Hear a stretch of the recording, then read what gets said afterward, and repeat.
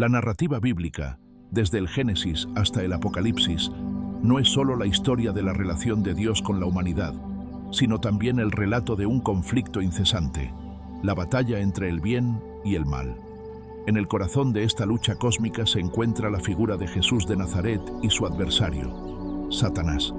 Esta confrontación no es una fábula lejana, sino una realidad espiritual que moldea la historia humana y define el destino de cada individuo.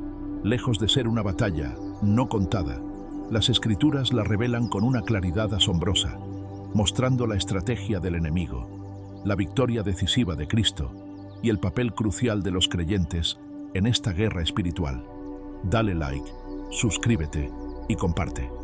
El Nuevo Testamento nos presenta el encuentro más explícito y personal entre Jesús y Satanás al inicio del ministerio público de Cristo, en el desierto.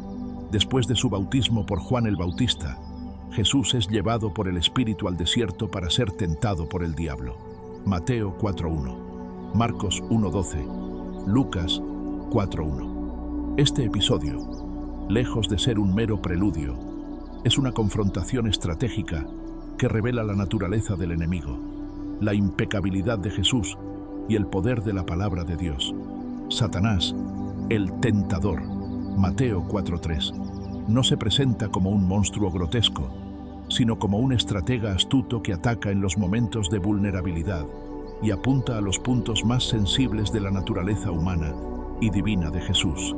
La tentación del hambre, Mateo 4:3-4, Lucas 4:3-4. Jesús había ayunado 40 días y 40 noches, lo que lo dejaba físicamente débil y hambriento. Satanás ataca esta necesidad básica con una insinuación insidiosa. Si eres hijo de Dios, di que estas piedras se conviertan en pan. Aquí, la tentación no es solo satisfacer el hambre, sino dudar de la provisión de Dios y usar su poder divino para un beneficio egoísta fuera de la voluntad del Padre. Era una invitación a vivir solo de pan, negando la dependencia total de Dios. No solo de pan vivirá el hombre, sino de toda palabra que sale de la boca de Dios.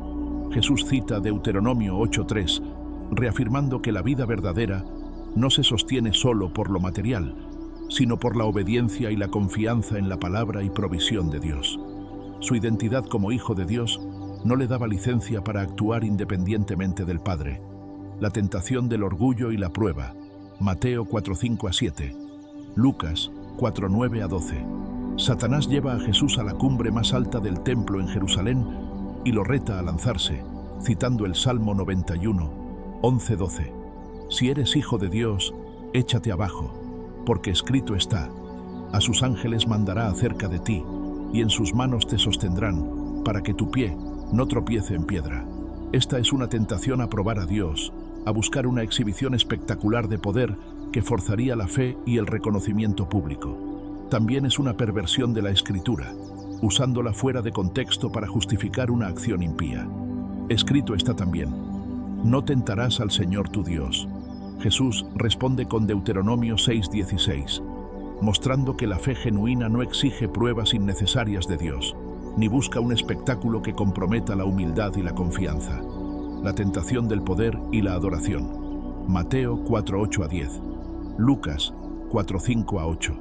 Finalmente, Satanás lleva a Jesús a un monte muy alto y le muestra todos los reinos del mundo y la gloria de ellos, ofreciéndoselos a cambio de un solo acto de adoración.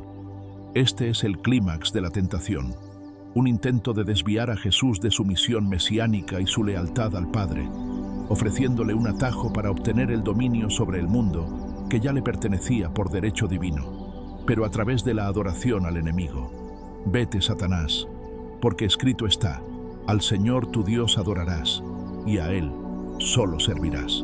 Jesús cita Deuteronomio 6:13 y 10:20, estableciendo una frontera clara. La adoración y el servicio pertenecen solo a Dios.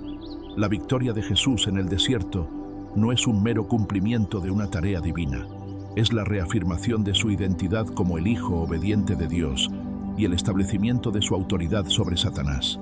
Donde Adán cayó en el jardín por la tentación, Jesús prevaleció en el desierto. Esta victoria preliminar es una señal de la victoria final que vendría a través de su ministerio.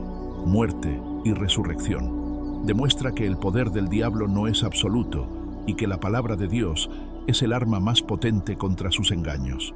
La confrontación en el desierto fue solo el preludio de una serie de victorias que culminarían en un triunfo total. El ministerio de Jesús, su crucifixión y su resurrección son el eje central de la victoria de Dios sobre las fuerzas del pecado y Satanás.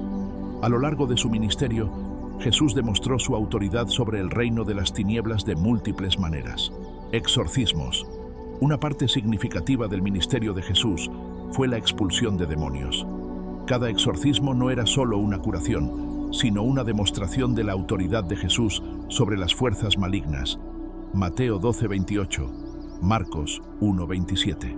Al expulsar demonios, Jesús estaba atando al hombre fuerte. Mateo 12:29, invadiendo el territorio del diablo y rescatando a sus cautivos. Curación de enfermedades. Muchas enfermedades y aflicciones eran vistas como resultado de la opresión demoníaca o la maldición del pecado. Las curaciones de Jesús no solo restauraban la salud física, sino que también representaban una liberación del poder del mal. Enseñanza con autoridad. La enseñanza de Jesús contrastaba con la de los escribas y fariseos. Él hablaba con una autoridad que desafiaba las interpretaciones legalistas y revelaba la verdadera naturaleza del reino de Dios, que era una amenaza directa al reino de Satanás. Marcos 1:22. Conquista del pecado. La vida impecable de Jesús, su obediencia perfecta a la voluntad del Padre, fue en sí misma una victoria sobre el pecado. Satanás no encontró ningún punto de apoyo en él. Juan 14:30, lo que lo calificaba para ser el sacrificio perfecto. Dale like, suscríbete y comparte. En la cruz, paradójicamente, el momento que parecía ser la derrota de Jesús, su crucifixión, se reveló como el golpe más decisivo contra el reino de Satanás. El pecado fue la herramienta principal de Satanás para esclavizar a la humanidad. Al morir en la cruz, Jesús asumió sobre sí el castigo por los pecados de todos, expiando así el pecado y desarmando la acusación de Satanás, tal como se menciona en Romanos 6:23 y Colosenses 2:14. Con su sacrificio, el pecado perdió su poder legal sobre aquellos que se identifican con Cristo. Además, Colosenses 2:15 declara que al despojar a los principados y potestades, Jesús los exhibió públicamente, triunfando sobre ellos en la cruz. Este acto no fue una derrota, sino un desfile de victoria, donde humilló a las fuerzas espirituales malignas, mostrando su impotencia ante su sacrificio perfecto. La muerte, que representaba el último bastión del poder de Satanás, fue enfrentada por Jesús, quien participó de la misma naturaleza, carne y sangre, para anular mediante la muerte al que tenía el imperio de la muerte, como se menciona en Hebreos 2:14-15. Así, la cruz, aunque un instrumento de muerte, se convirtió en el medio para destruirla. La resurrección de Jesús es la prueba irrefutable de su victoria completa sobre el pecado, la muerte y Satanás. Al levantarse de entre los muertos, Jesús demostró que el diablo no tenía poder para retenerlo. La tumba estaba vacía y la muerte había sido tragada en victoria, tal como se menciona en 1 Corintios 15:54-57. Después de su resurrección, proclamó: «Toda autoridad me ha sido dada en el cielo y en la tierra». Mateo 28:18. Esta autoridad abarca no solo los elementos físicos, sino también todas las fuerzas espirituales. Además, la resurrección de Jesús es considerada el primer fruto, primera epístola a los Corintios 15:20, de la resurrección de todos los creyentes. Si Él resucitó, también lo harán aquellos que están en Él, sellando así el destino final de Satanás. En el libro de Apocalipsis se culmina con la derrota definitiva y el encarcelamiento eterno del diablo. Apocalipsis 20:10. La victoria de Jesús no fue un evento aislado, sino un proceso integral que abarcó su vida, muerte y resurrección, culminando en un triunfo absoluto sobre las fuerzas del mal. La victoria de Jesús sobre Satanás no significa que el conflicto haya terminado para la humanidad. El diablo, aunque derrotado en principio, sigue siendo el príncipe de este mundo. Juan 12:31, por un tiempo, y continúa buscando engañar y destruir. Esta es la realidad de la guerra espiritual que la Biblia describe y en la que los creyentes tienen un papel activo. La naturaleza del conflicto. Efesios 6:12 lo declara claramente. Porque no tenemos lucha contra sangre y carne, sino contra principados, contra potestades, contra los gobernadores de las tinieblas de este siglo, contra huestes espirituales de maldad en las regiones celestes. Esta no es una batalla física con armas convencionales, sino una lucha espiritual que tiene lugar en los reinos celestiales y se manifiesta en la vida cotidiana. Satanás y sus demonios operan a través de varias estrategias que buscan desviar a los creyentes de su camino. En primer lugar, se destacan por el engaño y la mentira, ya que él es conocido como el padre de mentira, Juan 8:44, distorsionando la verdad de Dios y sembrando confusión. Además, la tentación es otra de sus tácticas. Como hizo con Jesús, el diablo intenta llevar a los creyentes a pecar, a dudar de Dios y a desviarse de su propósito. También actúa como el acusador de nuestros hermanos, Apocalipsis 12:10, señalando las fallas de las personas para desanimarlas. A pesar de la realidad de esta batalla y del formidable enemigo, los creyentes no están indefensos. La Biblia proporciona la armadura completa de Dios, Efesios 6:10-18, que incluye el cinturón de la verdad, que representa la verdad de la palabra de Dios y la honestidad personal, la coraza de justicia, que simboliza la justicia de Cristo que nos cubre, el calzado del Evangelio de la paz, que nos prepara para compartir el mensaje de paz, el escudo de la fe, que extingue los dardos de fuego del maligno, el yelmo de la salvación, que protege nuestra mente, y la espada del Espíritu, que es la palabra de Dios, siendo esta última un arma ofensiva crucial contra el engaño.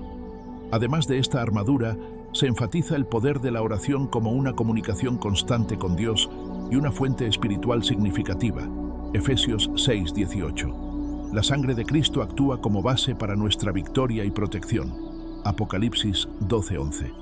Mientras que nuestro testimonio personal sobre cómo Cristo nos ha transformado también tiene un gran impacto. Santiago 4:7 nos recuerda que debemos someternos a Dios y resistir al diablo para que huya de nosotros.